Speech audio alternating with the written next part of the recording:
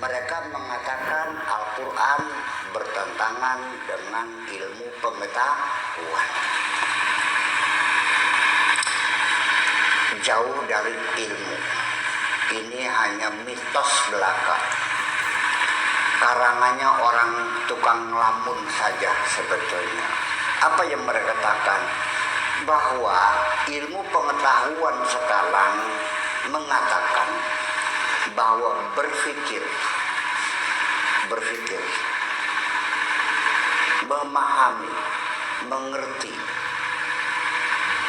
itu adalah pekerjaan otak.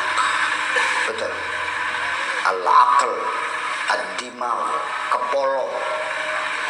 Itulah organ tubuh kita yang bekerja dalam hal memahami, mencari ilmu, belajar, menghitung dan sebagainya.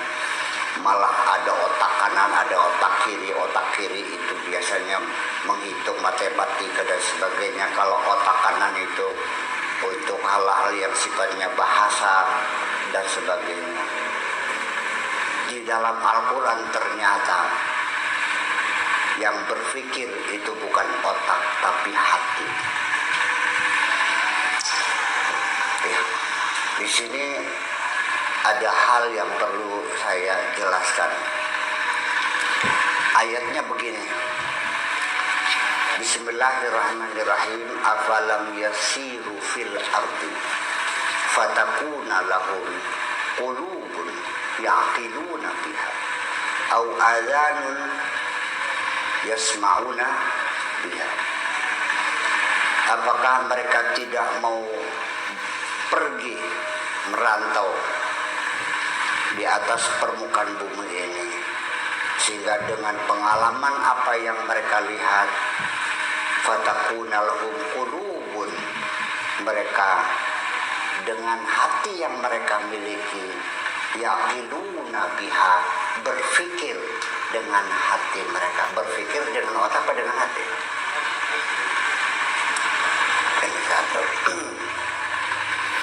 Kemudian di ayat lain lagi juga dikatakan lahum adhanun yasma'una biha wa lahum a'yunun yubsiruna biha wa lahum qulubun la yafqahuna biha ulaika kal an'am bal hum adallu. Bahum adhanun, mereka punya telinga, la yasma'una biha, tidak dipakai untuk mendengar. Walahum a'yunun, mereka punya mata, la yubsiruna biha, tidak dipakai untuk melihat. Wahum qulubun, mereka punya hati, la yafqahuna biha, tidak dipakai untuk memaham. Itulah mereka kal an'am, seperti satuan, seperti binatang, bal hum adallu. Di sini menunjukkan bahwa yang berpikir itu adalah hati. Kata mereka jelas-jelas ini Al-Quran berlawanan dengan ilmu pengetahuan. Ilmu pengetahuan itu bapak-bapak ibu sekalian bukan hanya paradigma biasa, tapi sudah diuji coba, sudah dibuktikan, sudah dianalisa, sudah disimpulkan, ya, sehingga disebut paradigma eksperimentalis, sehingga tidak bisa dibantah lagi. Al-Quran berarti bohong. Nah, di sini kita akan mengatakan jujur saja, bapak-bapak mengira yang berpikir itu otak apa hati? Hati dalam Al-Quran. Ilmu pengetahuan bilangnya begini. Ternyata kajian yang paling mutaakhir itu sebetulnya bahwa otak dan hati itu adalah dua organ yang saling berhubungan. Jadi dulu mengira otak yang memerintahkan hati, satu. Tetapi sekarang dengan ilmu pengetahuan yang mereka kemukakan bahwa bisa bolak-balik, hati menyuruh otak, otak menyuruh hati, saling mengirimkan informasi bolak-balik. Artinya otak kita memikirkan masa lalu, ya.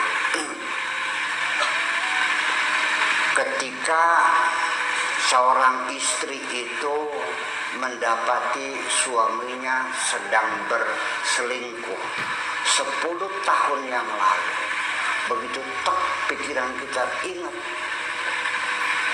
hatinya sedih, air matanya berber, ya Allah, kunyuk sirap.